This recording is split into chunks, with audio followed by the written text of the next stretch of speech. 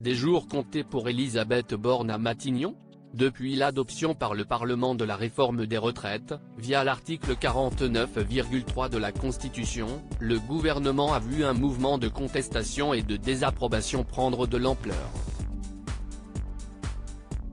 Dans ce contexte, au sein même de la majorité parlementaire, la première ministre n'est pas toujours vue comme idéalement placée pour sortir le pays de la crise sociale et politique désormais installée en France.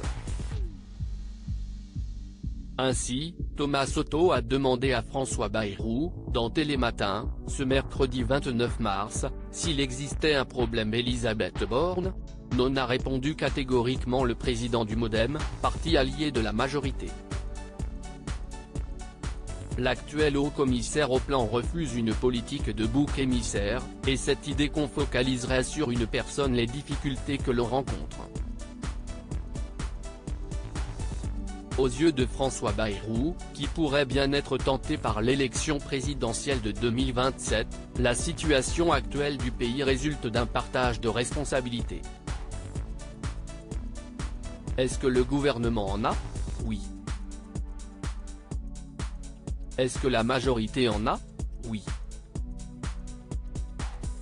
Est-ce que l'opposition en a?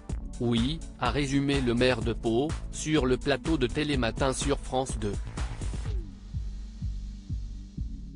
Découvrez les ministres du gouvernement Borne. Bayrou veut une nouvelle méthode, sans le retrait de la réforme. François Bayrou appelle à la mise en place d'une autre méthode pour sortir le pays de la crise. Il appelle donc à une ouverture au dialogue, affirmant ce mercredi 29 mars que toute main tendue est bonne à prendre.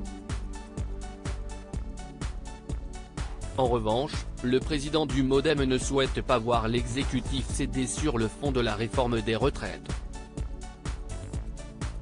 Je pense que ça serait un très mauvais signe qu'on cède, après avoir présenté un texte comme indispensable et vital, avait-il affirmé au micro de France Bleu, ce lundi 27 mars. Et d'ajouter, on doit continuer à réfléchir, à renouer le lien, à réinventer la démocratie sociale en France, bloquée depuis longtemps.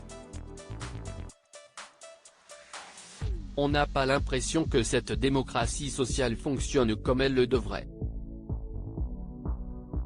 Tout ça est à reconstruire. Dans ce sens, son parti, le MoDem, participe aux consultations menées actuellement par Elisabeth Borne dans une volonté affichée par la locataire de Matignon de bâtir un programme de gouvernement et un nouveau programme législatif. Crédit photo, capture d'écran France 2.